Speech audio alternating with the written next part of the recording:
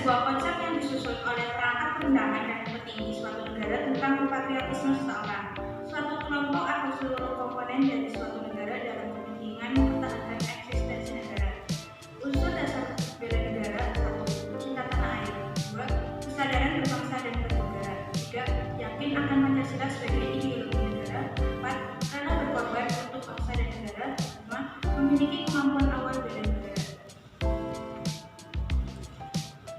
Selanjutnya, komponen rakyat. Yang pertama, keaksaraan dan bagi yang memenuhi syarat diterima menjadi TNI maupun barisan cadangan. Yang kedua, pasukan gerilya desa atau pagar desa, termasuk mobilisasi pelajar sebagai bentuk perlambang barisan cadangan. Yang ketiga, organisasi keamanan desa atau OKD dan organisasi perlawan rakyat atau OPR sebagai kelanjutan dari pagar desa. Yang keempat, pertahanan sipil, perlawanan dan keamanan rakyat, termasuk resimen mahasiswa sebagai bentuk kelanjutan dan penyempurnaan OKD atau OPR.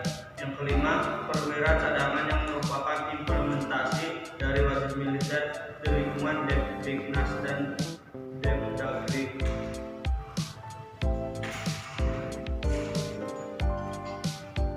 Unsur-unsur dasar bela negara: 1. Cinta tanah air. 2. Kesadaran berbangsa dan bernegara. 3. Yakin akan Pancasila sebagai ideologi negara. 4. Rela berkorban untuk bangsa dan negara. 5. Memiliki kemampuan awal bela negara. Contoh-contoh bela negara: 1. Melestarikan budaya.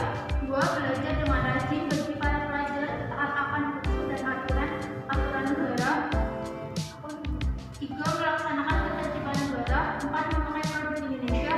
5. Menjaga nama baik bangsa dan negara, dan serta gotong royong. Dasar hukum berdasarkan Undang-Undang Dasar 1945 pada pasal 30 tertulis, tiap-tiap warga negara berhak dan wajib ikut serta dalam usaha pembelaan negara dan syarat-syarat tentang pembelaan diatur dengan undang-undang. Beberapa dasar hukum dan peraturan tentang wajib bela negara: Undang-Undang Nomor 3 Tahun 2002 tentang Pertahanan Negara, PAP MPR Nomor 6 Tahun 2000 tentang pemisahan TNI dan Polri, Amandemen UUD 45 Pasal 30 Ayat 1-5 dan Pasal 27 Ayat 3. Contoh hak dan kewajiban bela negara: membela negara tidak harus dalam wujud perang, tetapi bisa diwujudkan dengan cara lain, yaitu ikut serta dalam mengamankan lingkungan sekitar. Kedua, ikut serta membantu korban bencana dalam negeri. Ketiga, belajar dengan tekun.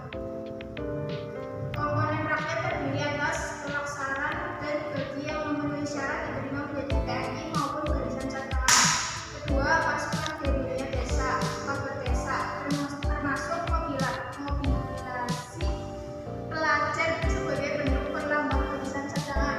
Ketiga, organisasi keamanan desa dan organisasi perlawanan rakyat sebagai bentuk kelanjutan dari pagar desa. Komponen angkatan bersenjata: TNI sebagai hasil pengembangan dan penyempurnaan secara beramai dan berturut-turut sejak dari Badan Keamanan Rakyat dan pada Agustus 1945. Tentara Keamanan Rakyat pada 5 Oktober selanjutnya diubah menjadi Tentara Keselamatan Rakyat. Tentara Republik Indonesia pada Januari 1946 dan akhirnya pada Juni 1947 menjadi Tentara Nasional Indonesia.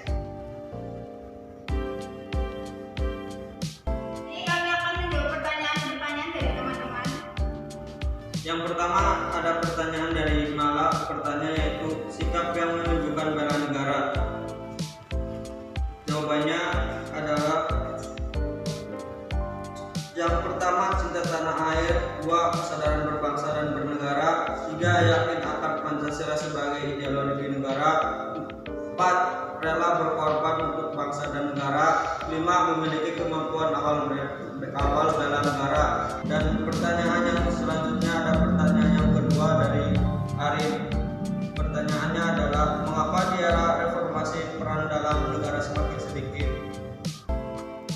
Jawabannya, saat ini yang terpenting bagi kaum milenial bukan hanya mengetahui teknologi digital, tapi juga harus menjalankan rumus bela negara tersebut dengan rasa cinta tanah air, menghilangkan hoaks dan menghilangkan rasa egois pribadi.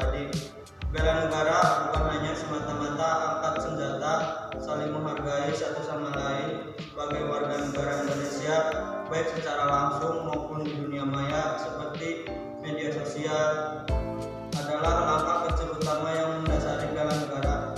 Dan pertanyaan yang ketiga, pertanyaan yang terakhir dari OSI. Pertanyaannya, peran generasi milenial dalam bela negara. Jawabannya, karena menilai bahwa saat ini masyarakat terlihat cuek dan acuh terhadap pertahanan dan keamanan negaranya. Dengan kata lain, masalah bela negara ini diserahkan saja semuanya ke tentara dan polisi. Padahal menurut tugas bela negara tidak hanya terbatas pada dua institusi tersebut, melainkan adalah kewajiban semua warga negara. Kalau selama ini bela negara lebih ke pemahaman bersifat fisik, maka ke depan bela negara lebih ke hal-hal yang soft power. Misalnya bela negara dalam konteks menjaga dan mengembangkan kebudayaan, mencegah dominasi investasi asing, mempertahankan hasil-hasil bumi dari penguasaan